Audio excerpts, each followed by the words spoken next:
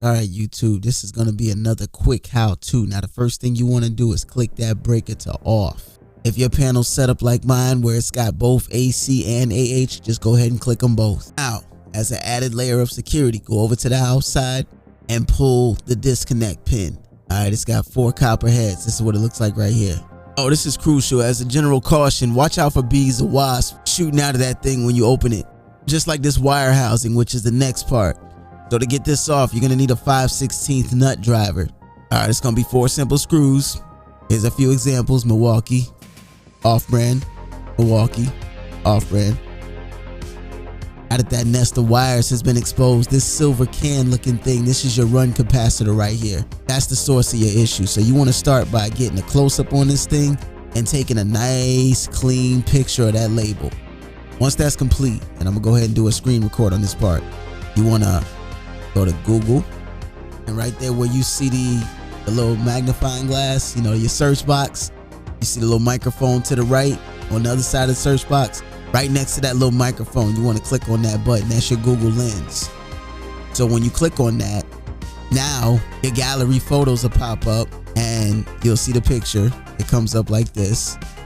And if you go ahead and click on the center part of your picture where your words are, you'll see those little blue things come up.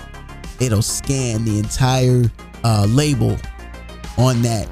And once the label's scanned, you see your results start popping up. You'll get the exact capacitor that you need just from the Google Lens. Instead of having to go and type in all those numbers and codes and all that, you could just Google Lens that joint and get that joint exact. You see the results. They're not that expensive. You got $31, $14, $11. This particular one I'm looking for is $14.63. So let's see if it's a match. Make sure it's a match. Zooming in, I see that the numbers match exactly. All right, this next part is crucial. So every now and then, those terminals on top of the capacitor, they retain a little bit of a charge. So what you want to do in order to discharge that charge, you want to take a screwdriver, or you see in my case, I just used a pair of wire cutters, but you want to make sure you're holding the rubber part. You want to make sure you're holding on to that insulated part. You don't want your fingers touching any conductive parts of that screwdriver or those needle nose pliers or whatever it is you're using while you're touching that capacitor. All right, I'm actually gonna freeze frame here because in my opinion, this is the best way to go about this part. You see on the top of the capacitor is each of those terminals are labeled. You see you got a C, you got one side that says fan, and I can't quite see what that other side is. But in my opinion, the best way to go about this is as you're taking the wires off the old capacitor, put them on the new capacitor in the exact same location.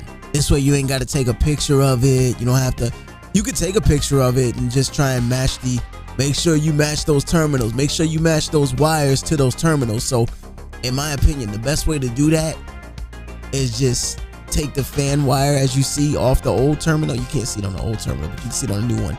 Take the fan wire off the old terminal, put it on the fan placement in the exact same location of the new terminal, and so on and so forth for each of the wires. There's only about 6 of them, I think. My mistake, 4. It's only 4 wires, but it's like it's 5 terminals. All right, 4 wires. Just keep it simple. 4 wires. All right, I should have mentioned this earlier. It's not a big deal, but when I bought the new capacitor, the circumference of this thing, the overall girth on this thing was a little thicker. That's cool. Long as the credentials line up, long as all the credentials match, the substitution of length for a little bit of girth ain't gonna make a difference. And now I'm cranking it up for the first time from my phone. So let's see if it kicks on. Alright, we heard it. Ooh, come on. Alright, so I failed to mention this. Occasionally, you may need to take a long screwdriver, or in my case, I took a long stick and just spin that fan blade one time just to get it going initially. Yeah. Give this thing a few minutes to go down. Took a couple hours, but it's optimal.